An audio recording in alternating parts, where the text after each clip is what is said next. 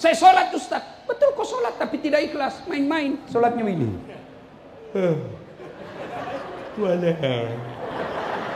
Ya kena. Siapa aja kok sholat makoti ol. Sholat kayak orang ditiup angin.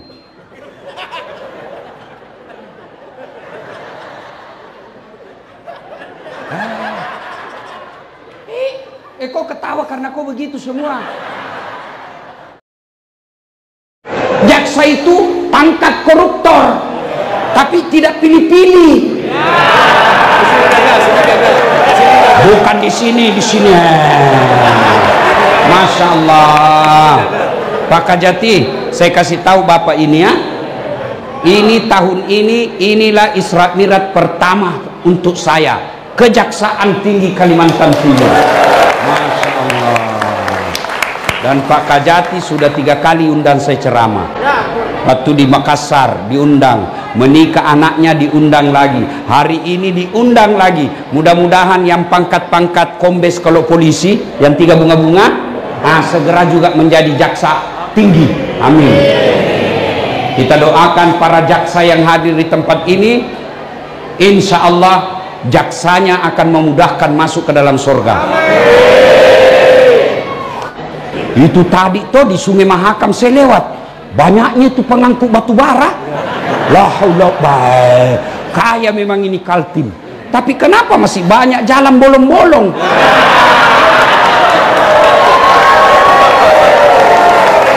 Nih, mudah-mudahan para jaksa cari itu kontraktor yang nakal. Belum diresmikan, rusak lagi.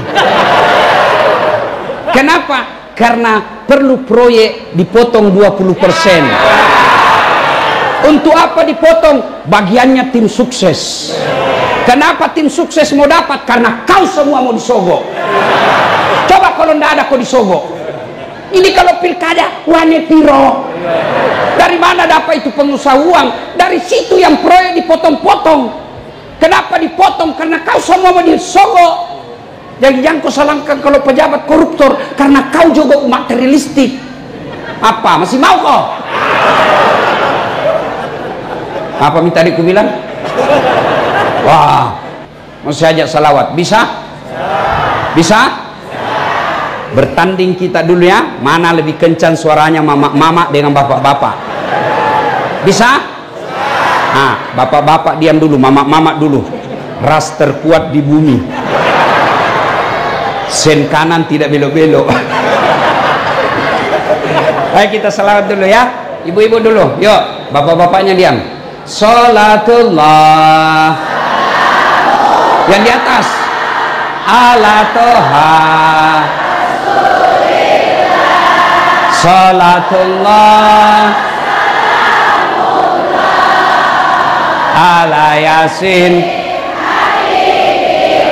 Masya Allah, nilainya 9,6. Nah, ibu-ibu diam, bapak-bapak lagi. Ayo Pak, jangan mempermalukan jenis kelamin kita. Nah, ayo. Salatullah.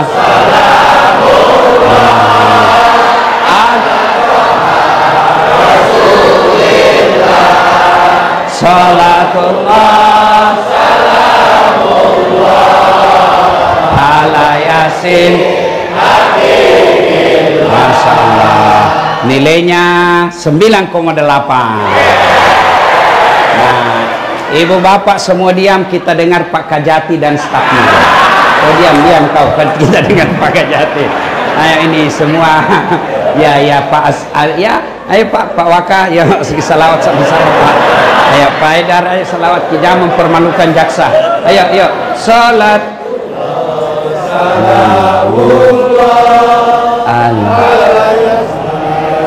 Rasulullah salawatullah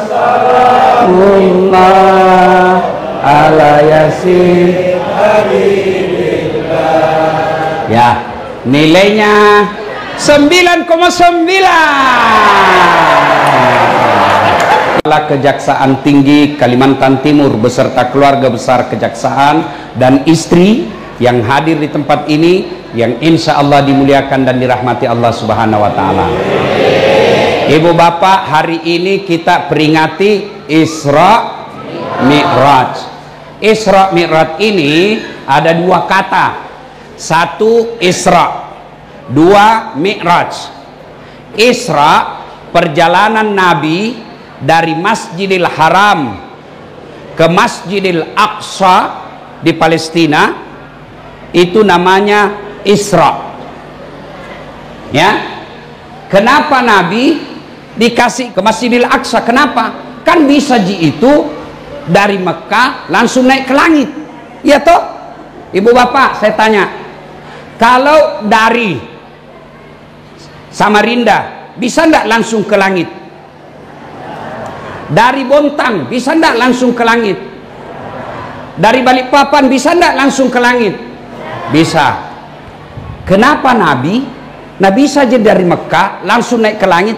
Kenapa mesti ke Masjidil Aqsa dulu? Nah, dijawab Allah dalam Al-Quran, linuriyahu min ayatina. Saya ingin kasih lihat kau tanda-tanda kehidupan yang banyak berlaku sampai sekarang. Jadi dari Mekah ke Masjidil Aqsa itu Nabi diperlihatkan karakter-karakter manusia. Tidak semua, kan banyak karakter manusia, tapi tidak semua dikasih contoh dalam perjalanan itu. Hanya kecil saja keping-keping kehidupan yang Allah jadikan pelajaran dalam Isra Mi'raj itu. Kenapa? Karena penting itu masalah yang dikasih contoh. Tapi ibu baru tahu dulu, Nabi Isra Mi'raj itu disebut tahun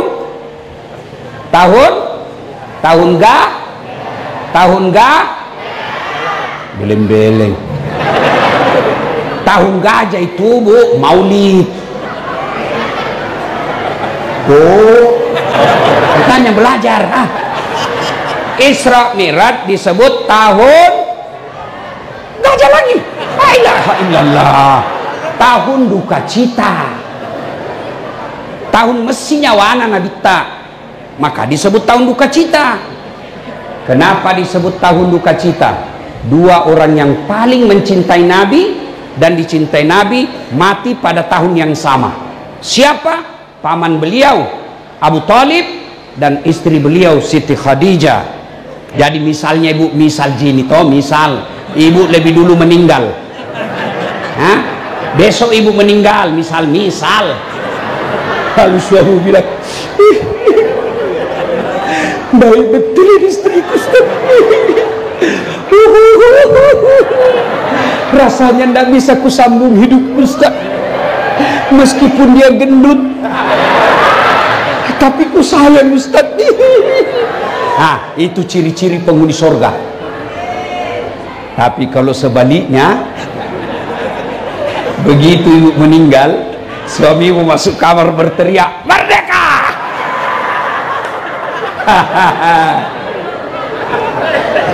Ibu-ibu jaksa, ada ibu jaksa di sini? Apa namanya itu? Ibu Darmaka.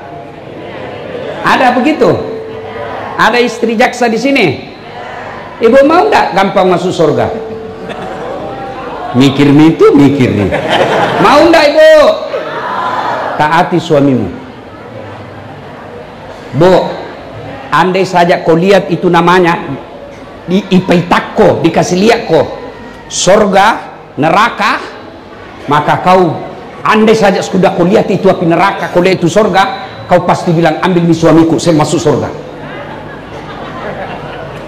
Tapi sayang ibu-ibu jarang dengar kisah neraka dan surga. Dia lawan suaminya. Apa? Datang suaminya kodong pengadilan, nah kompori, bodoh memang tongko kau. Masa itu temanmu baru 2 tahun jaksa, gelangnya kayak pelek sepeda.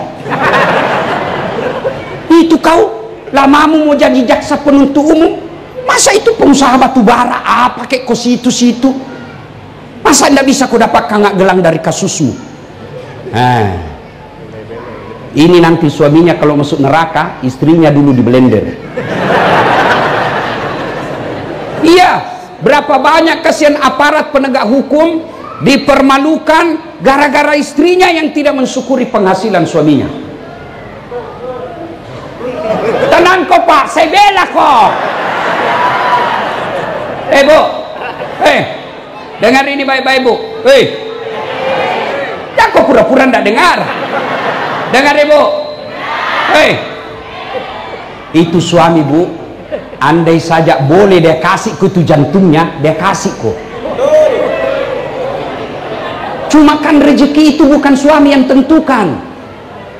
Dia bersaudara, seibu sebapak, tapi kan rezeki itu Allah yang ngatur. Kalau itu manusia yang ngatur, mestinya itu yang bersaudara sama rezekinya. Mestinya itu semua yang jaksa sama pangkat golongannya, sama jenis mobilnya. Tapi kan Allah yang ngatur itu rezeki suamimu. Sehingga apa? Ada kalian sudah 30 tahun jadi jaksa masih ngontrak-ngontrak. Ada kasihan yang baru 10 tahun sudah ada rezekinya mobil. Itu Allah yang ngatur. Jadi jangan kau paksa suamimu gigit sikunya. Mau kau kasih iPhone 16 Bu? Mau? Mau? Gigi sikumu. Gigi nih? Gigi sikumu. Apa? Itulah pesan orang tua saya dulu. Ajak musuri tua isiku nalakemu. Jangan kau suruh suamimu melebihi kemampuannya. Ibu-ibu Dharma Karini, insya Allah jadi istri jaksa kau tidak akan miskin. Salah kalau ibu mau kaya, suamimu jaksa. Salah. Kalau mau kaya, kawin kau sama pengusaha tambang batu bara. Kalau jaksa, insya Allah kau tidak akan miskin. Yang kita takuti itu kan miskin. Kau kira enak jadi orang kaya? Ada kawan saya, Ustadz, saya mau berdoa. Apa doamu? Saya mau minta private jet. Saya bilang, sadar kok? Kalau ndak nak kasih ke Tuhan, ndak nak sayang ke Tuhan. Salah kok dek. Justru nak sayang ke Tuhan, tidak nak kasih kau private jet.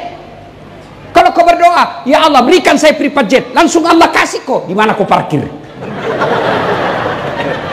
Di mana kau parkir? Di mana kau beli uang aftur? Di mana kau bayar zakat pajakmu? Di mana kau mau bayar pramugari?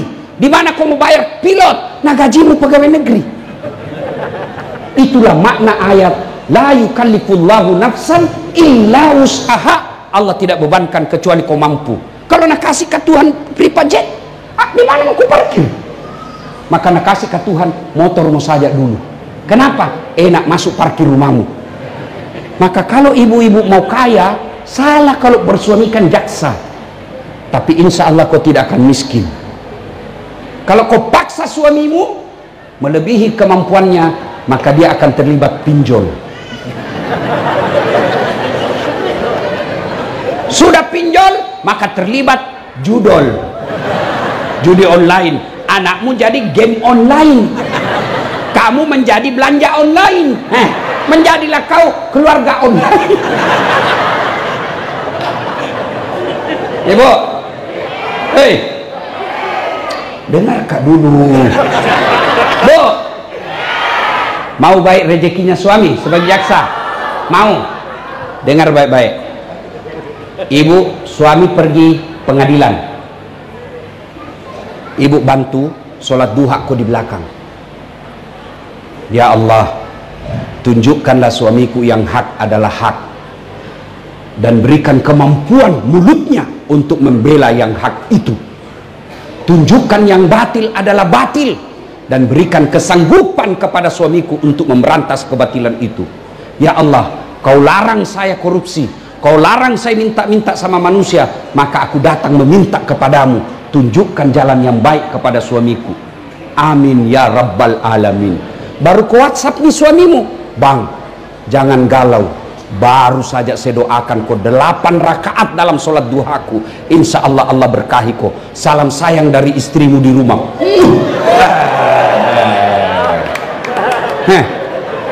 Saya tanya ke sama Pak Jasa, pernah di WhatsApp istri kita begitu? Paling dari WhatsApp, jangan lupa singgah beli pisang. Bu, bisa? Jamak ibu, tidak ada orang di Kaltim ini mati kelaparan. Tidak ada. Jadi jangan cemas soal ini. Cemaskan kalau akidahnya suamimu rusak. Bagaimana caranya? Ingatkan, telepon sebagai istri soleha. Bang, saya bangga suamiku jaksa, mewakili negara memberantas kebatilan. Saya bangga bersuamikan jaksa, sarjana hukum, karena engkau akan menegakkan keadilan di negeri kita. Bang, sudah waktunya sholat. Tidak ada gunamu jadi jaksa kalau kau tidak sholat. Itu bisa ibu? Bisa? Kenapa nalapasan? Bisa? Insya Allah. Kalau begini sifatnya ibu, tidak ada alasannya Tuhan tidak kasih masuk ke surga. Bu, ibu-ibu di rumah, bapak-bapak sekalian, ketika bapak mau keluar rumah, jangan lupa peluk dan minta maaf kepada pasanganmu. Kita tidak tahu ajal menjemput di jalan. Ada kawan saya baru-baru ini di Jakarta, masih aktif. Malam hari masih di grup WhatsApp, masih dikirim videonya bercanda di warung kopi. Pagi pergi main tenis, ajal menjemput, jenazah pulang ke rumah. Bagaimana kalau malamnya kita sudah bertengkar dengan bini, bertengkar dengan suami, tidak sempat minta maaf, sampai mati kau tidak akan memaafkan dirimu. Maka setiap mau keluar rumah, peluk istrimu, minta maaf sama istri, peluk suamimu, lupakan pertengkaran, mudah-mudahan rezekimu berkah. Nah, makanya disebut Nabi tahun duka cita. Nah, sudah, karena ini Isra Mi'raj, selesai tugasku. Bapak-bapak jaksa yang sudah dekat-dekat pensiun, yang sudah muka-muka sakaratil maut, sudah Pak, investasi akhirat. Ibu-ibu, ini yang banyak-banyak saya lihat emasnya. Ayo Bu, kalau ibu meninggal siapa yang pakai itu emasmu Bu? Anak, istri kedua.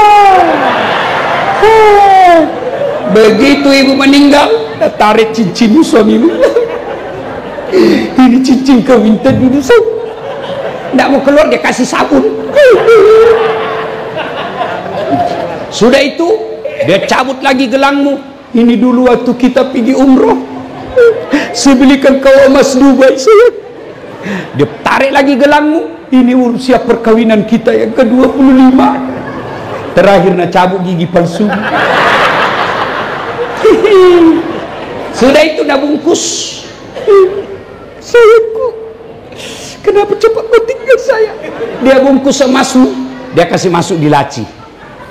3 bulan kemudian kenalan janda. Nah, lupalah kau.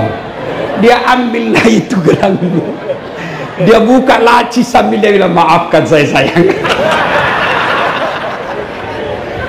Dia kasih, dia bilang apa sama si janda? Dek, ini cincinku, mantan istriku sudah mati, ambil sayang.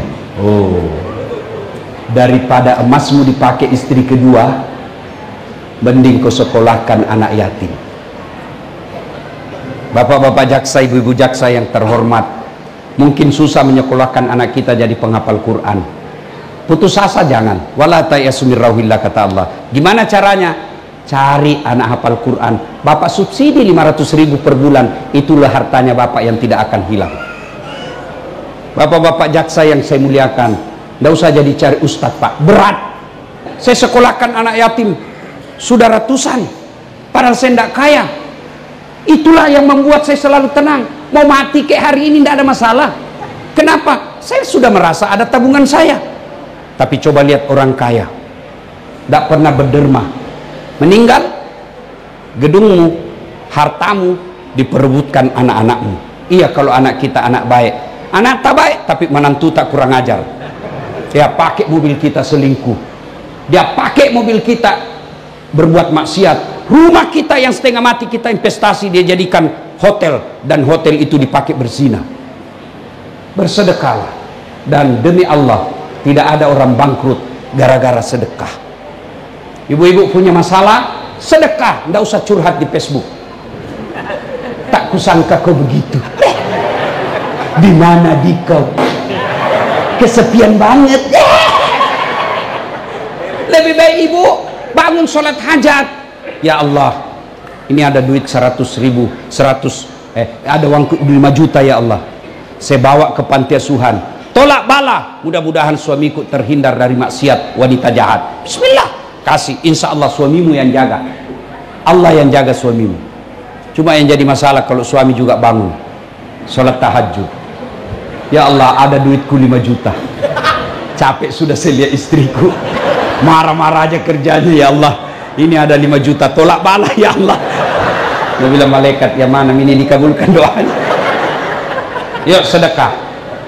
Dan tuan-tuan perlu sadar, sedekah tidak mesti duit.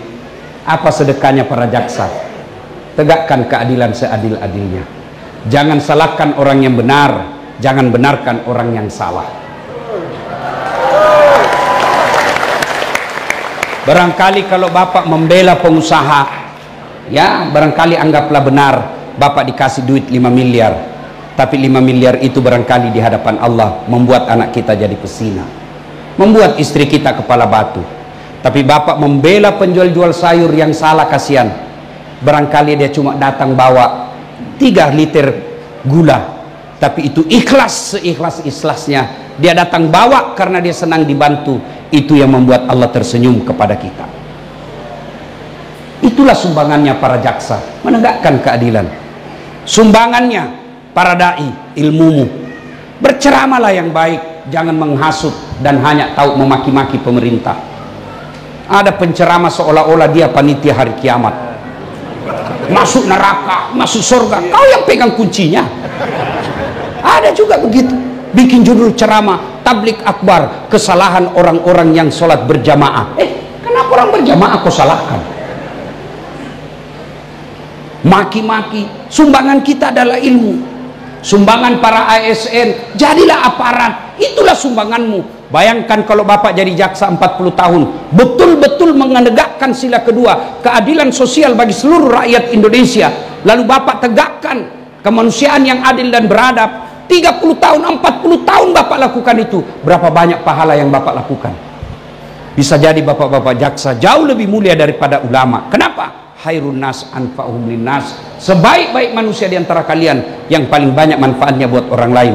Ada imam mimpin sholat tahajud tiap malam, ngaji tiap hari, tapi di kompleknya tidak ada yang senang. Ada jaksa sholatnya 5 waktu, sunnahnya jarang, tahajudnya jarang, tapi dia selalu menegakkan keadilan. Itulah yang paling mulia di hadapan Allah. Maka merugi kalau Bapak punya kuasa tidak menggunakan kekuasaan itu untuk amar ma'ruf nahi mungkar. Waktu terbatas. Kenapa Nabi diisrakan? Isra Mi'raj. Kenapa? Nabi kan lagi berduka. Lalu Allah apa kasih hadiah? Apa yang Allah kasih, Bu? Apa yang Allah kasih? Sholat. Ketika Isra Mi'raj, Nabi lagi duka, banyak masalahnya. Nabi tidak dikasih puasa, Nabi tidak dikasih haji, Nabi tidak dikasih zakat, tapi apa Allah kasih? Sholat 5 waktu. Itu artinya begitu ada masalahmu, sholat solusinya. Mana ada orang tidak ada masalahnya? Tunjukkan saya. Ini yang pakai bos-bos kita ini ada semua masalahnya ini kuliah ini. Coba, sudah dari apa sih istilahnya Pak? Asisten, aspidum, tentu mau jadi jaksa tinggi. Sudah jadi jaksa tinggi, tentu mau jaksa agung muda. Sudah jaksa agung muda, mau lagi jaksa agung. Begitu manusia, selalu mau. Waktu jadi mahasiswa, apa masalahnya? Mau jadi pegawai. Sudah jadi pegawai, selesai tidak. Mau jadi kepala bagian. Sudah jadi kepala bagian, mau jadi kepala dinas. Sudah jadi kepala dinas, selesai, mau jadi sekda. Sudah jadi sekda, mau jadi wali kota. Sudah wali kota, mau 2 periode. Sudah 2 periode, ditangkap jaksa.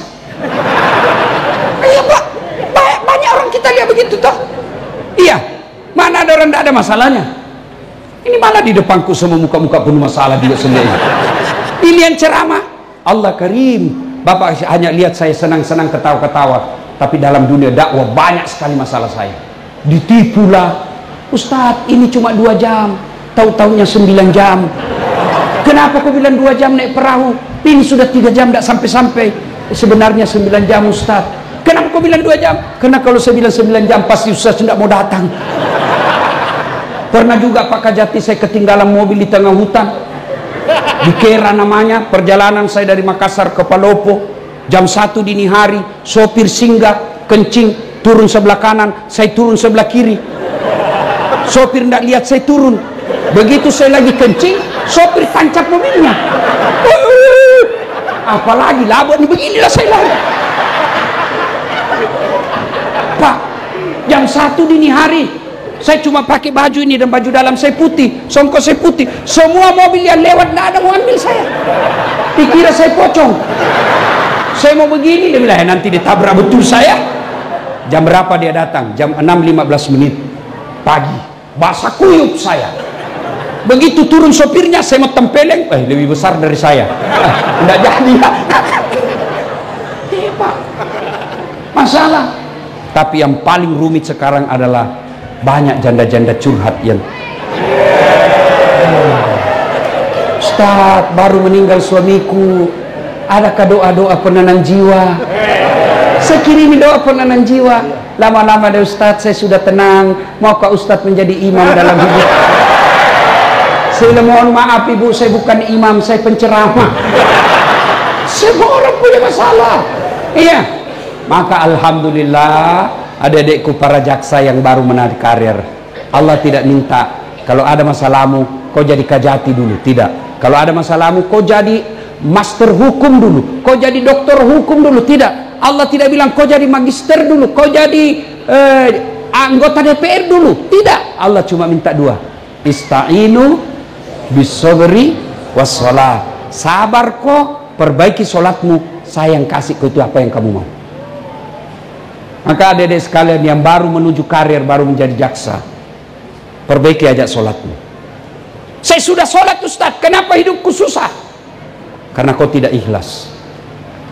Hayalah sholat, asar lagi. Kau tidak ikhlas. Saya solat Ustaz, betul kau solat tapi tidak ikhlas, main-main solatnya ini.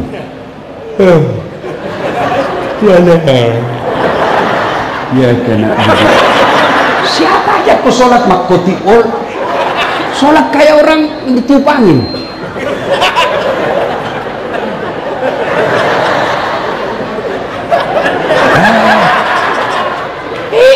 Kau ketawa karena kau begitu semua.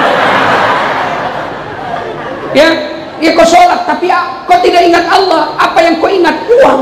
Allahu Akbar. Tadi 200.000, beli bensin 50.000, beli pulsa 50. Mana yang 100 ini? Allah. Kau ketawa karena begitu ke semua. Maka kalau sudah begitu kejadiannya, tingkatkan datang berjamaah di masjid. Karena kalau berjamaah di masjid, gangguan-gangguan seperti itu insya Allah hilang. Itu nih fungsinya kenapa Kejaksaan Tinggi ada masjid di kantor ini. Tujuannya apa? Supaya para jaksa minimal datang ke tempat ini berjamaah.